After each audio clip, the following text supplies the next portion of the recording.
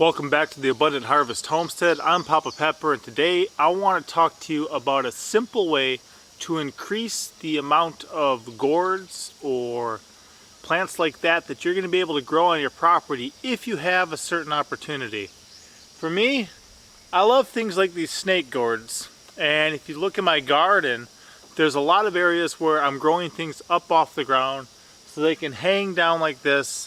It's really a lot of trellises, a lot of fence lines and stuff like that. I noticed something the other year that allows me to be able to grow a lot more of these without really dedicating garden space to it. And it's rather exciting for me. I can't wait to see how I progress with this over the years, because for a lot of us, garden space is limited, even when you live out in the country. When you live out in the city, a lot of times you have very small acreage, if any acreage at all, maybe just part of an acre. Here I've got almost 8 acres, but my actual garden, is still limited.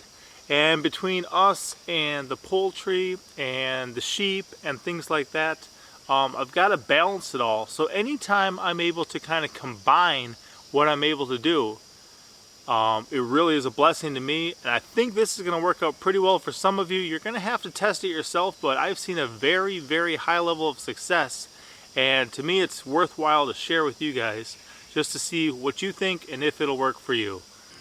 So I first noticed this the other year when we had some of the Ozark nest egg gourds.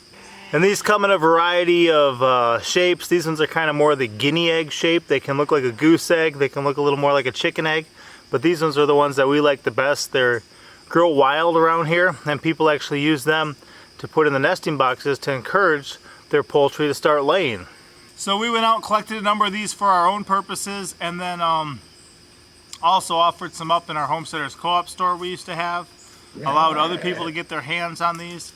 But some of them would get broken in different places, so we'd play with them or have too many, and we'd step on it, and we'd wind up with the Ozark nest egg gourds just growing in some of our pastures. And what I noticed is that the sheep and the goats were eating just about everything else but leaving these alone. And I thought, wow, if this is true, this is going to give me a great opportunity, because I'm going to be able to grow things like these nest egg gourds and possibly other things in my sheep and goat pastures. And sure enough, a lot of these Ozark nest egg gourds reached full maturity. They did just fine as long as there was enough other stuff that they would rather eat. They never touched them, and to me that opened just a wild, big, wide realm of possibility for me, which includes some of the stuff I got going on behind me right here. So right here is one of the cattle panel fences that I have dividing some of my sheep areas. Sometimes I would put the little ones in here, or mom said we're going to give birth or other things. And I had the children plant earlier this year, hey Dodge, just some of the snake gourds. If you look here, there's a nice snake gourd growing right on this fence line. Just off camera is Dodge, our big breeder ram.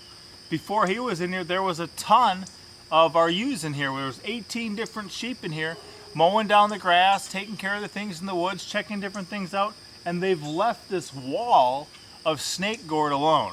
So I thought, you know what, this is amazing. I can grow so many more snake gourds. I love to grow them, but my garden space is limited. These guys can definitely run. They can put out a lot. This is the big one here.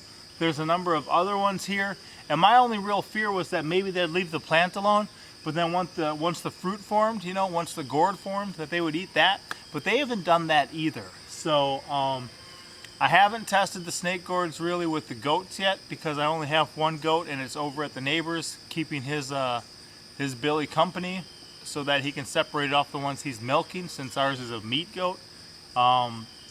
He just didn't want it to smell, the milk from being with the Billy.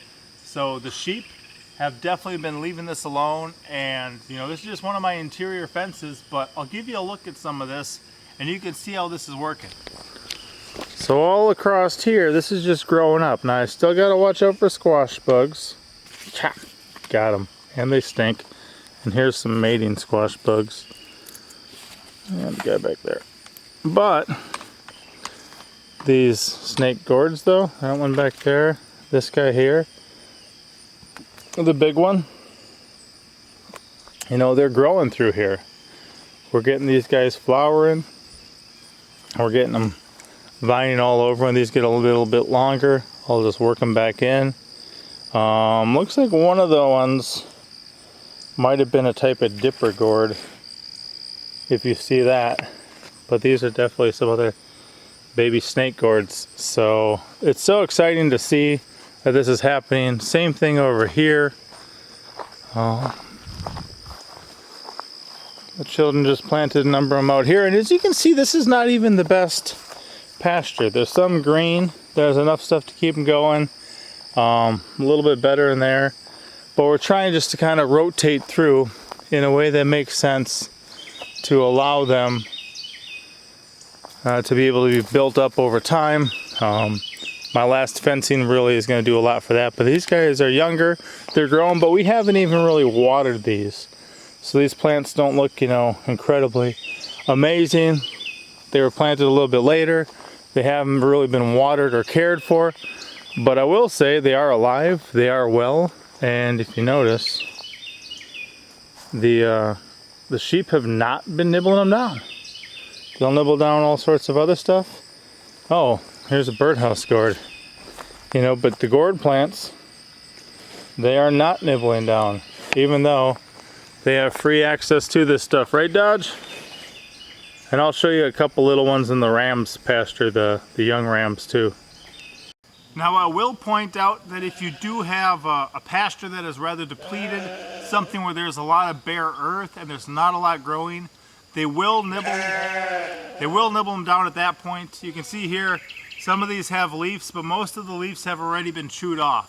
If you get to the point that they are nibbling down your squash plants, that is a good indicator that that you need to do something about that. These are some of the Ozark nest egg gourd plants. They're still alive, the flowers are still going, the leaves are still going, but I had them in here for a minute while I was taking care of a different fencing so we could get them shuffling around the entire property. And this was one of the pastures that I still have yet to build up.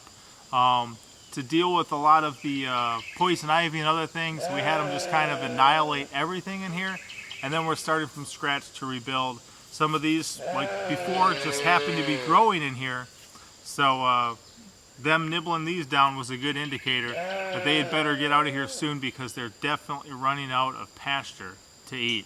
So you can use that kind of as a gauge too. Keep an eye on it, and if you see something like this, it's time to move them, it's time to give them hay, it's time to do something else to make sure they're getting enough of what they need. So here is where our young rams are. Hey Domino. That one there is Apocalypse. He's been impressive ever since he came out. That one's cool looking too. Hey guys, how we doing? I'm gonna show them that you're out here mowing down all this stuff. Look at that one's horns. Right? And yet they don't touch my gourds. So up here in the corner, there is a number of these, like this one crawling up this rock pillar. Again, these haven't really been watered. I just planted some as part of a test. I didn't want to jeopardize too many seeds, but here they are, crawling up the fence line. A couple more over here. And while they may eat a lot of other things out here, they're not eating these snake gourd plants. So if we got more rain, they would have been a lot bigger by now. But it's just, you know, more evidence that you can have these growing out here and they'll skip over them. So that's really encouraging to me. So I was recently at some friend's house checking out kind of some of their setup. They don't mind extra eyes on it. They wanted to kind of see what I thought about a couple things, and they were actually had spent a while praying that they could run into somebody who understood some things about gardening in this particular area a little better than they did. And you know, their testimony is that I've been able to do that, which is encouraging. I want to be here to be a help and a blessing to others. And the one thing their son, who takes care of some of the stuff, was asking was, you know, if there was something they could grow up, their sheep fencing, that could produce a harvest for them, and yet the sheep would be leaving it alone. And that's this is what I mentioned to them. I'll be giving them some more seeds, allowing them to grow some more stuff, blessing them, helping them, and thought that, you know, this was good information to be getting out to others too. Hopefully this is something to think about. Hopefully this is going to bless some of you guys. My whole perimeter fence, you know, may on some years be just a ton of gourds. And the cool thing is too, is even if you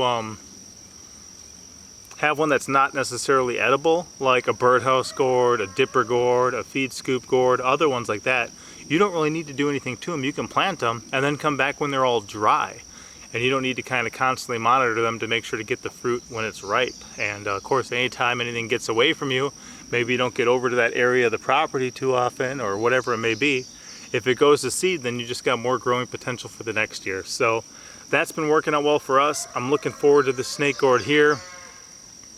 Just thought I would share that, and hopefully it blesses some of you guys. And, you know, don't go all in, test it.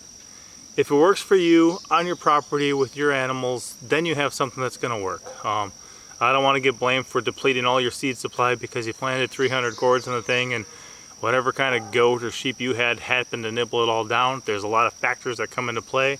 The pasture is one of them. Just the specific animal may be another. But hopefully that's something that a lot of you guys can use. And you know, I would highly recommend growing more and more and more of your own food, especially as we enter the time period that we do now. Be blessed. Papa out.